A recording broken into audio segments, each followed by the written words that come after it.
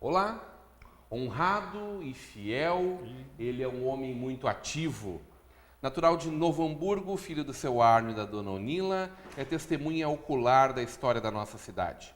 O pai da Dione, do Maurício Luiz, do Márcio Carlos e do Milton Silvio, é um tabelião reconhecido internacionalmente.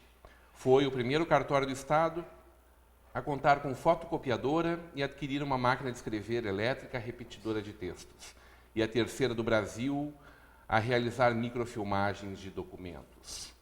Dono e fazedor do Pasquim Gazeta de Novo Hamburgo, industriário, político, professor, advogado, tabelião.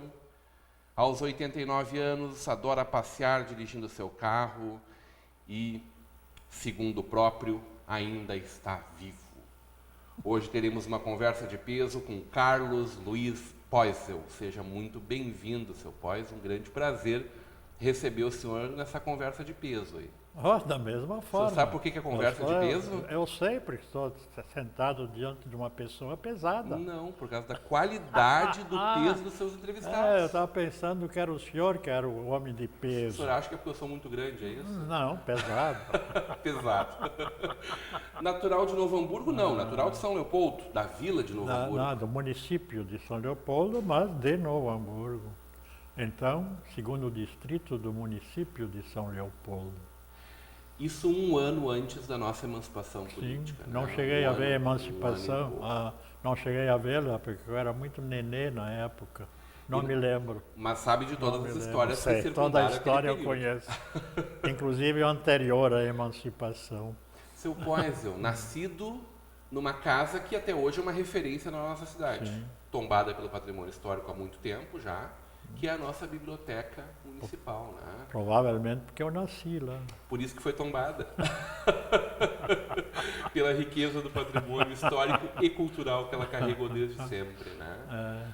Mas ela não era como é hoje. Aquela região em Novo Hamburgo não é a mesma, né?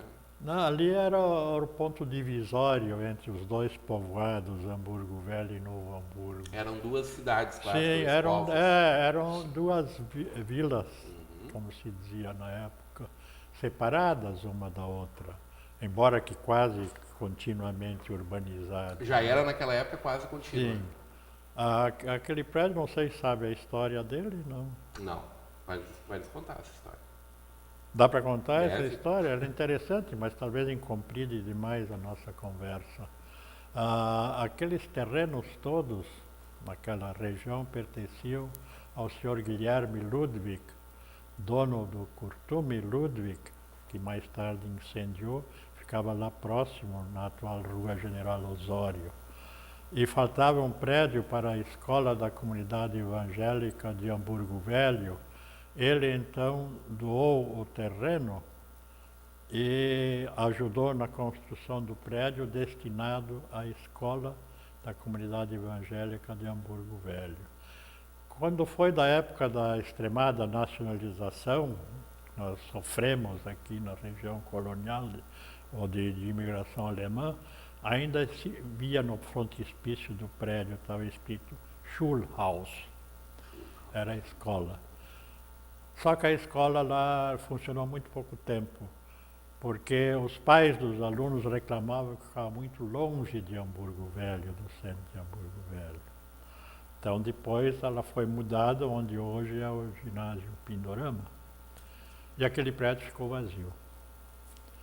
O meu avô, Maurício Poisel, era guarda-livros do Curtume Ludwig e morreu. Morreu em consequência de uma pneumonia que sofreu quando incendiou a casa numa noite de inverno chuvosa. Ele foi para a rua, pegou pneumonia e morreu. E então ficou a viúva, minha avó, Catarina Poisel, com 9 filhos. Imagina. Que ela tinha que manter. Então, o Guilherme Ludwig para ajudar a família desse seu guarda-livros. Guarda-livros na época era a designação para contabilista hoje, né? Ele tinha, em pagamento de dívidas, recebido maquinária de uma cartonagem.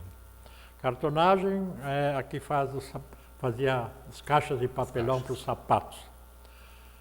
E então ele teve a ideia de vender com muita facilidade para minha avó, Catarina, essa cartonagem e ocupou aquele prédio com cartonagem. E lá nos fundos dele ficou morando minha avó, com filhas solteiras, e do lado o meu pai, que foi chamado pela minha avó para administrar a cartonagem, e foi lá que eu nasci. Por isso. A ironia é que era muito longe, mas depois acabou se tornando o centro da nossa cidade, centro político da nossa cidade, com o Palácio dá do para Governo. dizer uma espécie de centro geográfico da cidade. Verdade, inclusive. Essa é a pequena história daquele prédio.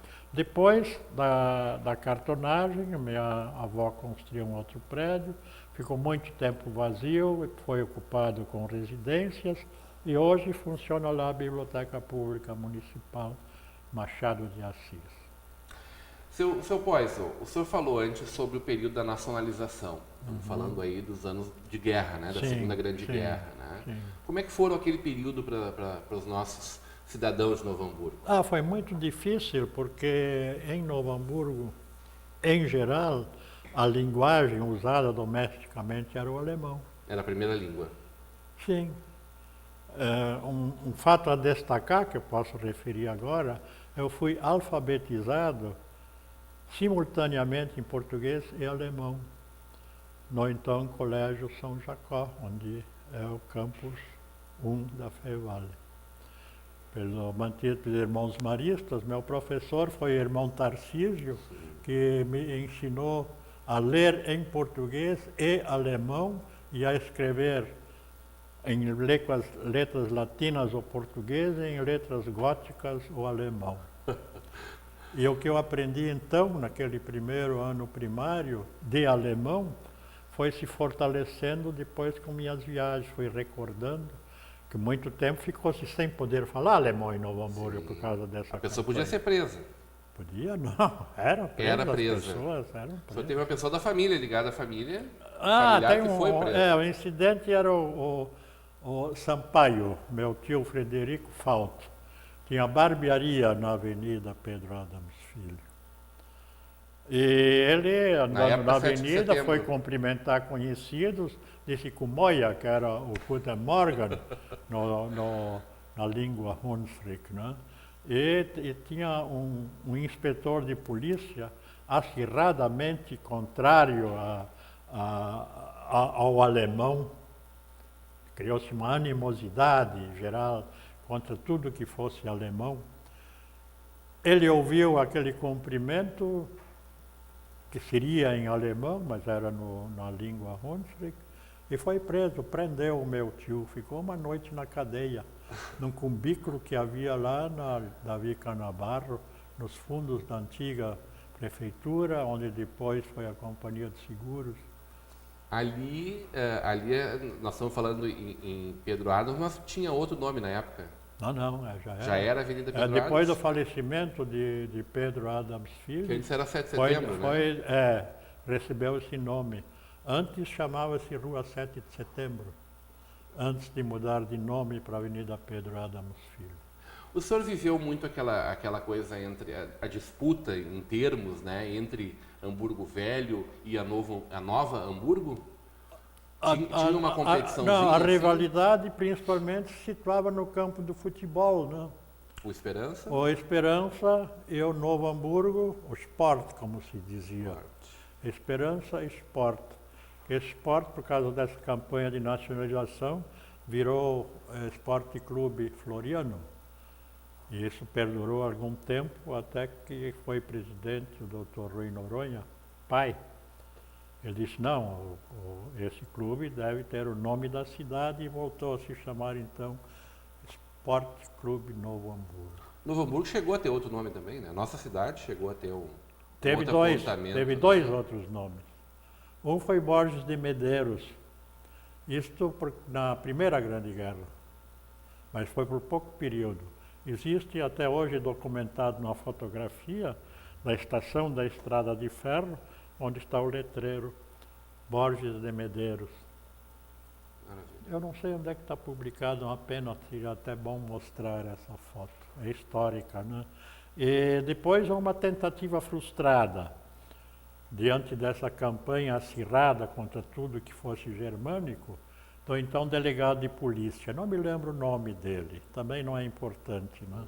De mudar o nome da cidade, porque Hamburgo era um nome, a palavra alemã, Certo. que era proibido ter denominações em alemão, para Marechal Floriano.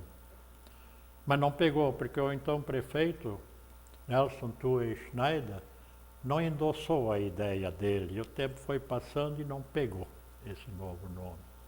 Não houve nem mudança no dístico da estação da Estrada de Ferro.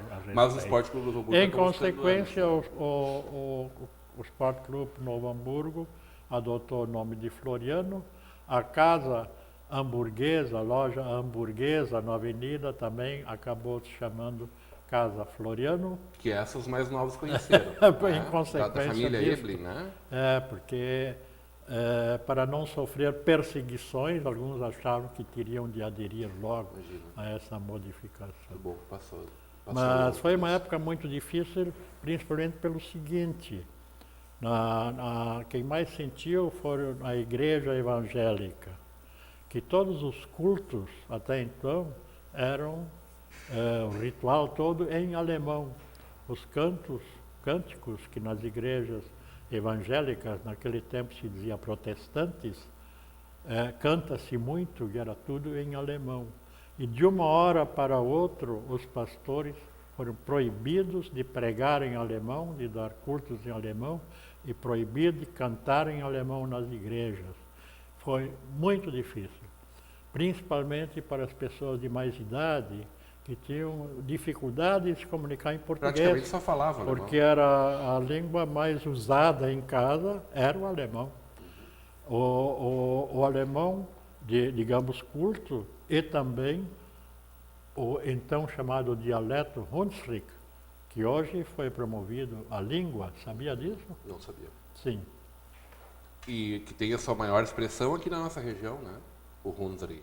Esta língua, hoje língua, tem a secretária de Cultura de Santa Maria do Herval, que dedicou-se muito ao estudo deste então chamado dialeto Hunsrück, e manteve contato com pessoas da região do Hunsrück, na Alemanha, que é da região do rio Mosela.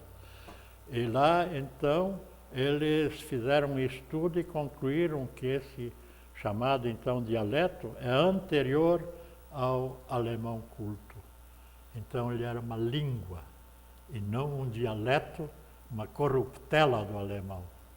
E hoje é reconhecido, inclusive pela ONU, como língua. Mas no Novo Hamburgo se falava muito alemão culto também, né? Também. Tinham famílias mais tradicionais, nas escolas, nas igrejas, né? Era só o alemão culto. Em casa, na vida doméstica, predominava este Hunsrück. Eu quero saber um pouco dessa efervescência antes da nossa emancipação. Sim. E dessa figura... Antes da emancipação? Antes da emancipação, e dessa figura tão especial na nossa história, que foi Leopoldo Petri, que o senhor teve o prazer de conhecer. Conheci pessoalmente, sim. Mas isso logo depois do nosso intervalo. Hoje, numa conversa de peso, com o tabelião Carlos Poison.